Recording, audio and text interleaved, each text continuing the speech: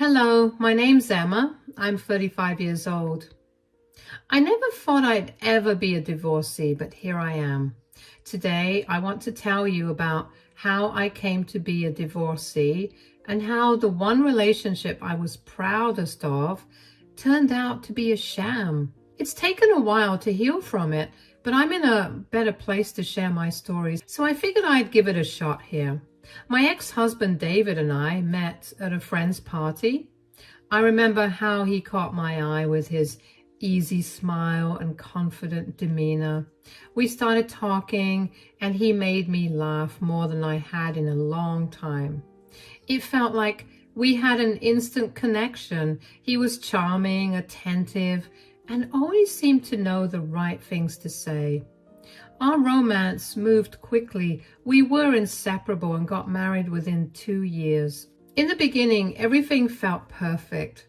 David was always so interested in my day, wanting to know where I was and who I was with. He said it was because he loved me so much, but sometimes it felt like he was keeping tabs on me. I pushed those feelings aside, thinking it was just his way of showing he cared. David had been married before, to Elaine. From what he told me, their marriage was a nightmare. He said Elaine was difficult, always arguing and never appreciating him. He painted himself as the victim for her unreasonable behavior. He mentioned that she would make him feel worthless and that she was impossible to please. David insisted that Elaine was the problem, and I believed him. He made sure I didn't interact with her much, saying it was for the best and that she was a bad influence. I trusted him and didn't question it. When I married David, I also became stepmother to his daughter, Lily. Lily was only 9 years old when I met her. She was very quiet and reserved and continued to remain that way even into her teenage years. The only times she would get loud was around David when they would fight. I was never around when the fight started, so I never knew what the fights were about. I would ask David about them, but he would dismiss me and just tell me that Lily was being rebellious and problematic, and that she was being a troublemaker just like her mother. But from what I usually see, Lily is a smart and thoughtful girl, although she keeps her distance from both of us. I tried to build a relationship with Lily. I wanted to support her and be there for her, but David's strict and often harsh approach made it difficult. David would often harshly punish Lily, like grounding her, taking away her electronics, and not letting her eat meals, all for disobeying him. I never agreed with any of his punishments, but I had no say in anything. David made it clear that I had no say in how he raised his daughter. Lily and I had a cordial relationship. We were not close, but we respected each other. Despite the challenges, I did my best to be a good stepmother. I encouraged Lily in her studies and tried to be a friend when she needed one. I could tell she appreciated my efforts, even if she didn't always show it. Now, I work in a company that requires quite a bit of traveling. One particular month, I had a business trip planned for a week and had to leave early Monday morning. The night before, Lily came to see me and asked if she could borrow my purse for an event at school. She was going to a debate competition and wanted something nice to carry her notes in. I was happy to help and gave her the purse without a second thought. Lily looked grateful and even a bit excited, which was a rare sight, considering how tense things usually were at home. During the trip, I tried to stay in touch with David and Lily. I called and texted every day, but David rarely answered his phone. When he did, his responses were short and dismissive. He claimed he was busy with work, but it felt like he was avoiding me. I didn't think too much of it at the time, assuming he was just stressed. I managed to speak to Lily once, and she told me the debate went well. She sounded happy, which gave me some comfort. By the time I returned home, the atmosphere in the house was heavy and tense.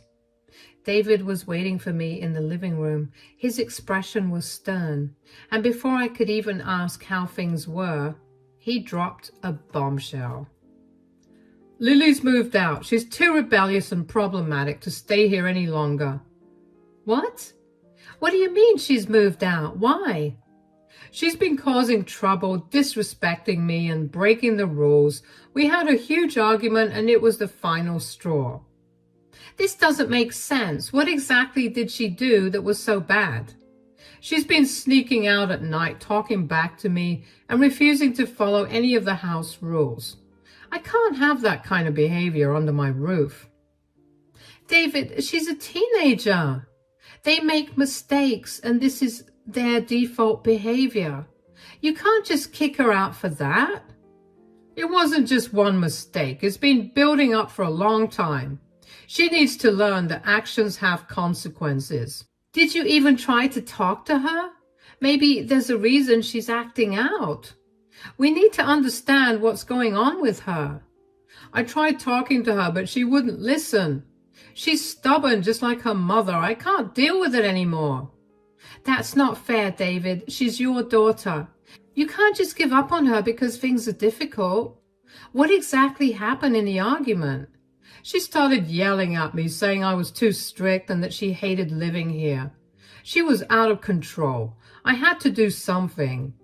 Yelling back and forth isn't going to solve anything. We need to find a way to communicate better. Throwing her out is not the answer. You don't understand. She's been pushing every boundary, testing every limit. It's been a nightmare. She needs to go somewhere she can get a reality check. So where is she now? Did she have somewhere safe to go? She went to stay with a friend. She's fine. She'll learn her lesson and maybe realize how good she had it here. Unless her equally annoying mother picks her up and coddles her like she always does. This is so wrong. We're supposed to be her parents. We're supposed to help her, not push her away. Can't we try to bring her back and work this out together? This is my daughter we're talking about here. You need to mind your place. You're not her mother. You don't understand how hard it's been dealing with her. I've made my decision. She needs to see the consequences of her actions. Maybe this time apart will make her think about how she's been acting. I don't agree with this at all. I think we're making a huge mistake. She's going to feel abandoned and betrayed by you. How is that going to help her? I'm done discussing it. Lily is out of control and she needs to learn the hard way. It's better for everyone this way. I don't know, David. I really don't. This just feels so wrong. We should be helping her, not punishing her by making her leave. She needs us now more than ever. You're too soft on her. That's part of the problem. She needs to face reality, and this is the best way for her to do that. She'll be back when she's ready to change. I felt really frustrated and sad. I wanted to be there for Lily, but David would not let me be there for her at all. David's decision was final, and Lily was forced to pack her things and leave. Watching her go was one of the hardest things I've ever experienced. I felt like I was failing her, like I wasn't doing enough to protect her from David's harshness.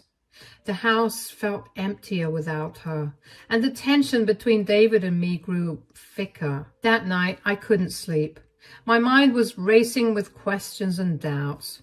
What had really happened while I was away? Was Lily really at fault? Or was David manipulating the situation? The more I thought about it, the more I suspected the latter. But David was firm, and confronting him felt impossible. A few days after Lily moved out, I was still feeling upset and confused. I decided to clean the house to take my mind off things. As I was tidying up, I found the purse I had lent to Lily for her debate competition. I hadn't thought about it since she borrowed it. When I opened the purse, I found a small note and a USB drive. The note said, "I should have told you sooner about this video." I felt a rush of confusion and worry. What video? Why didn't she tell me sooner? My heart started to race as I held the USB drive in my hand. I wondered if I should check what was on the USB. Part of me was scared of what I might find. What if it was something terrible? But another part of me needed to know the truth, especially since David wasn't giving me any clear answers about what happened while I was away. I decided to try asking him once again to tell me what had happened between him and Lily that night. How was work today? Oh, it was tiring like it always is. Do you think I could talk to you about something right now, or are you too tired? You can talk, but make it quick. I really want to take a hot shower and just relax after. Well, it's about Lily. I really want to know what happened between you and Lily that night. I feel like I'm in the dark here. It's nothing important, just the same old teenage drama. This isn't just drama. Both of us know it. She moved out. That's a big deal. What exactly did she do that made you so upset?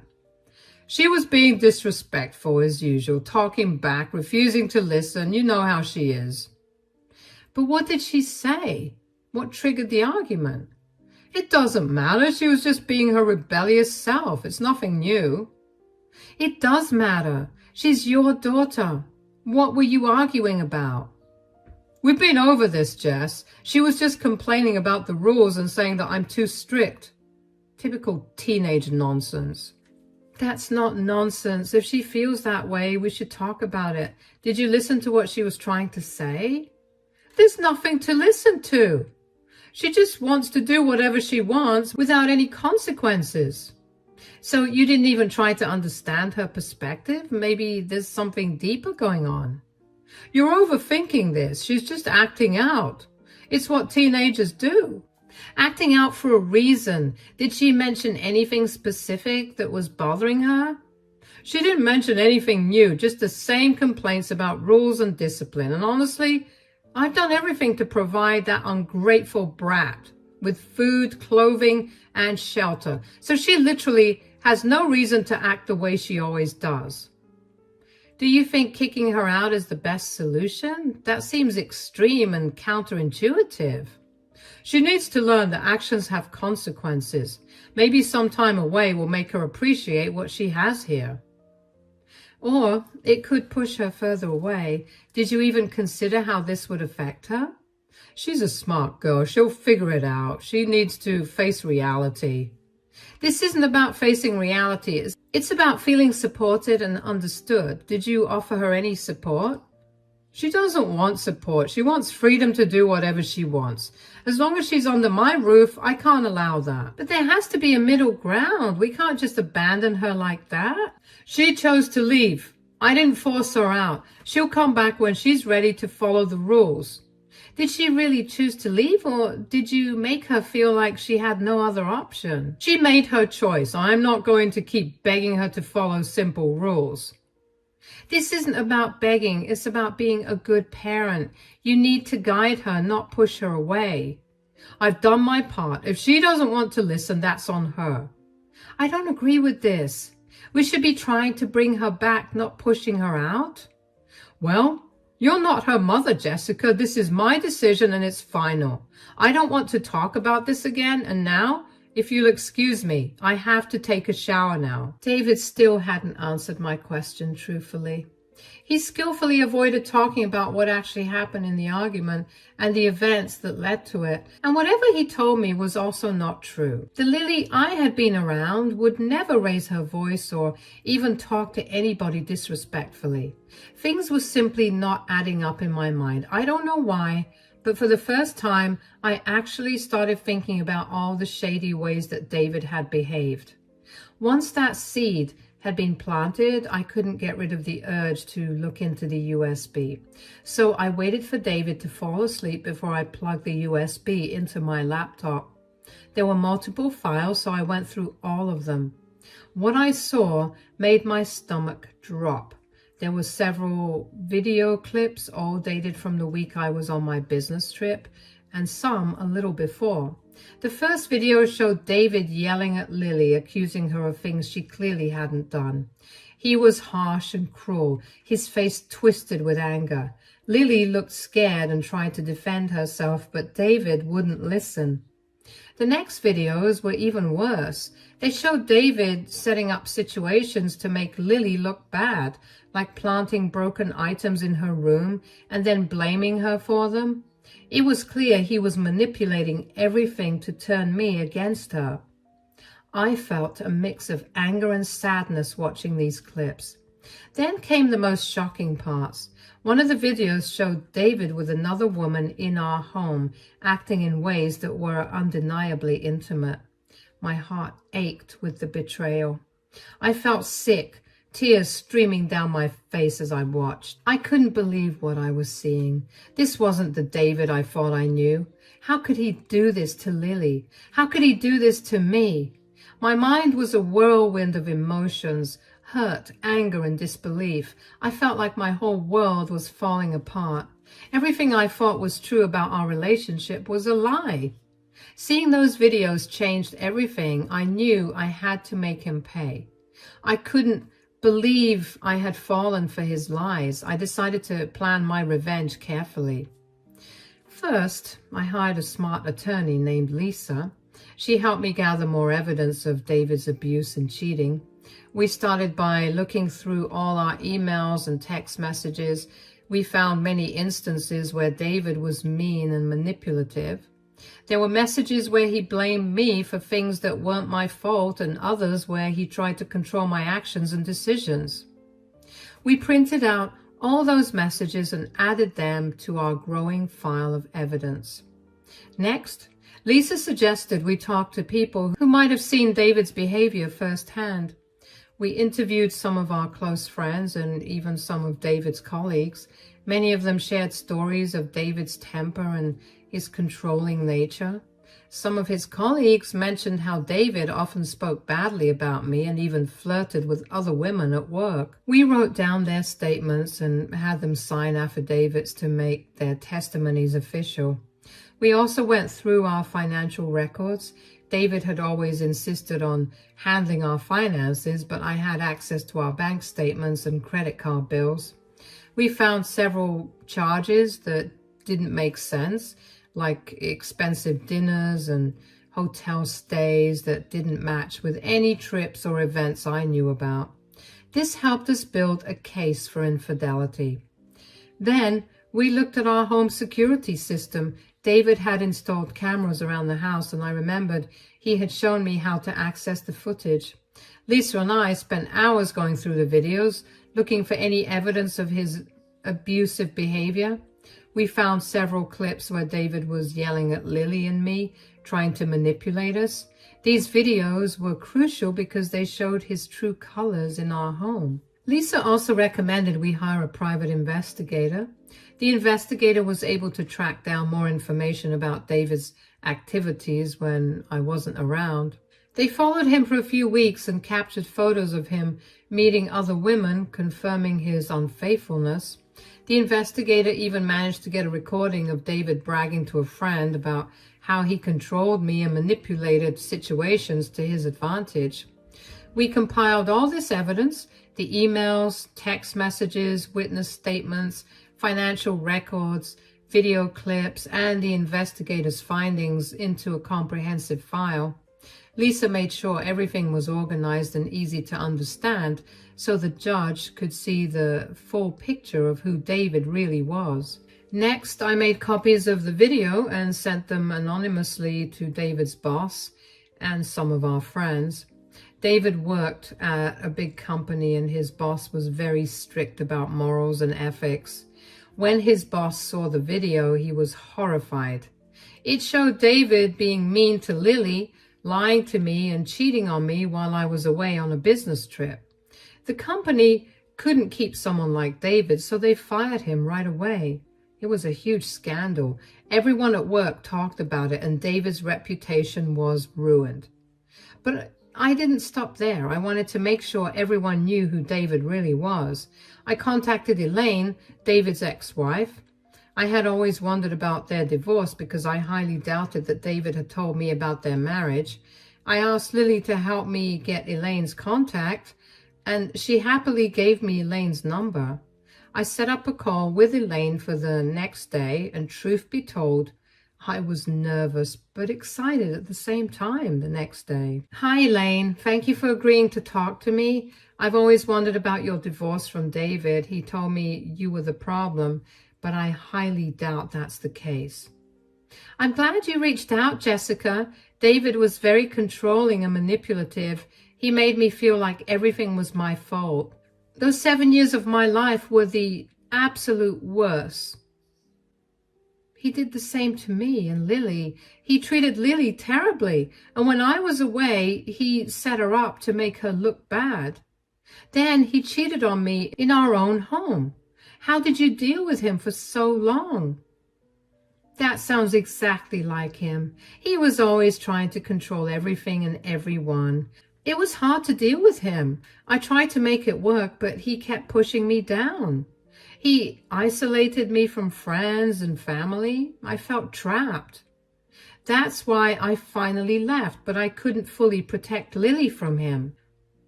I've always wondered why you didn't do anything before. Didn't you know that he was hurting Lily too? I didn't know the extent of it, Jessica. When we divorced, he had full custody of Lily. He made sure I couldn't get close. I tried to fight for her, but he had too much control. I thought maybe if I stayed away, he would leave her alone. Yeah, I see how you could feel that way, but we need to do something now. David can't keep getting away with this. I have evidence of David mistreating Lily, which I'm sure will get his custody taken away. So you have a chance to fight for it. He doesn't have a job either, so you'll definitely be granted custody of her. Oh my God, you're an angel. How did you even manage to do all of this? Trust me, it wasn't easy, but I also hated the way David treated Lily and me so much that I had to make sure he never had a good life after I was done with him. You're amazing. You know that, right? You know what? I'm going to also help out. I have many connections through my work. We can make sure David never finds a job again. It's time he faced the consequences. That's a great idea. This will only make sure that he struggles even more. I'll start reaching out to my contacts. We'll make sure everyone knows the truth about David. He won't be able to escape this time. Thank you so much for helping out. Please don't thank me. This is the best I could have done. I feel horrible that I couldn't have helped Lily earlier, so this is my way of making up for it. I'm sure she'll appreciate it a lot. It's been really nice talking to you. Take care of yourself and keep me updated. Will do.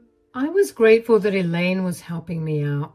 All that was left was to fight the divorce, which David decided to make the most difficult thing in the world after I handed him the divorce papers. At first, he tried to deny his affair until he saw the video evidence I had of it.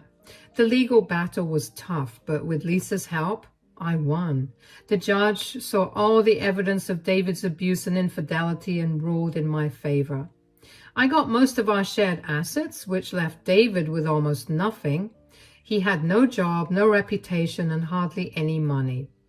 Winning the divorce was a mix of relief and sadness for me. I felt a huge weight lift off my shoulders knowing that I was finally free from David's lies and control. The court saw the truth, and that gave me a sense of justice and peace. I felt proud of myself for standing up for what was right, for Lily and me. But there was also sadness. I had once loved David, and it was painful to see our relationship end this way. The betrayal and hurt was still fresh, and it would take time to heal. I thought about Lily and how she would find her own path to healing. David faced severe consequences for his actions. After the video and all the evidence came out, people saw him for who he really was. His friends and colleagues cut ties with him. They didn't want to be associated with someone who was so mean and dishonest. He became socially isolated and had no one to turn to. Financially, too, David was in big trouble. Without a job and a damaged reputation, he struggled to find new work. Companies didn't want to hire someone with such a bad history. He couldn't pay his bills, and soon he had to sell his car and move to a smaller place. His lifestyle changed dramatically, and he was left with very little. Meanwhile, Lily flourished. Away from her father's oppressive grip, she finally felt free. She moved in with her mom, Elaine, who welcomed her with open arms. Lily started doing better in school and made new friends. She seemed happier and more confident every time I saw her. Lily and I grew much closer through this ordeal. We found comfort and support in each other. We often talked about our experiences with David and how we were moving forward. It felt good to have someone who truly understood what I had been through. We even started doing fun activities together, like going to the movies and trying a new restaurant. All of that did not ease the sorrow that I was feeling in me. I sat with my sorrow for a while. I learned to live with it. David, however, was consumed with rage. He'd constantly call and text me, but I ignored him. Well, for however long I could, eventually his calls got too frequent and I was itching with curiosity.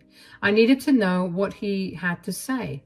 So, what do you want, David? I don't have time for your nonsense. So, could you quit calling me over and over again? You've ruined my life. You ruined your own life. All I did was show everyone the truth.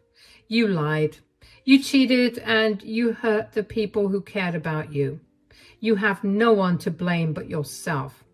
What are you talking about? You had no right to do that. I had every right. You treated Lily horribly. You pushed her out of the house and made her feel worthless. And then you cheated on me in your own company. How could you do that? That's none of your business. You don't understand what I was going through. It became my business the moment you lied and betrayed me. You hurt Lily and you hurt me. Did you really think I would just stand by and let you get away with it? I was doing what I thought was best. Lily needed to learn some discipline. And as for the other woman, that was a mistake. A mistake? You brought her into our home. David, that's not a mistake. That's a choice. You tried to betray me and you chose to treat Lily like she was the problem, when the real problem was you. You don't know what you're talking about. Lily was out of control and I had to do something. Out of control? She was crying out for help and you ignored her. You blamed her for everything to cover up your own failings. You set her up to make her look bad. How could you do that with your own daughter? She was making my life difficult. I had to get some control back. Control? You lost control the moment you started lying and cheating. You can't control people by hurting them. That's not how love works. You'll regret this. You'll see. You had no right to expose me like that. I had every right to protect Lily and myself. We deserve to know the truth, and now everyone also knows the truth about you. You think you're so righteous, don't you? You'll pay for this, Jessica. I won't let you get away with it. There's nothing to get away with. I did what was right. You need to face the consequences of your actions. Maybe now you'll understand what it feels like to be hurt and betrayed. This isn't over. I'll make sure you regret this. Do whatever you want. You brought this on yourself. The truth is out, and you can't hide from it anymore. You'll be sorry, mark my words. I'm not the one who should be sorry. You are. You owe Lily and me an apology, but I'm not holding my breath. Goodbye, David. You'll regret this, Jessica. You'll see.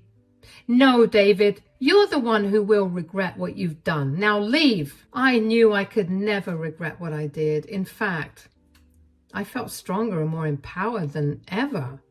I had taken control of my life and made sure David faced the consequences of his actions.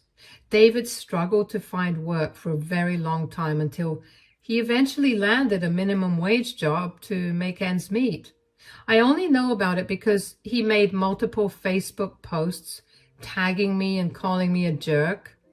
It honestly made me laugh because every time he tried to rebuild his life, The scandal followed him, reminding him of his mistakes. David's downfall was a constant reminder that actions have consequences. He was left to face the repercussions of his behavior. Every time he tried to rebuild his life, his past mistakes haunted him. He was living in the shadows of his own actions, unable to escape the truth. In the end, David was left with nothing but regret. Meanwhile, Lily and I look forward to a brighter future. We reclaimed our lives and found happiness and stability. It is the beginning of a new chapter, one that promises hope and joy, free from the toxicity of the past.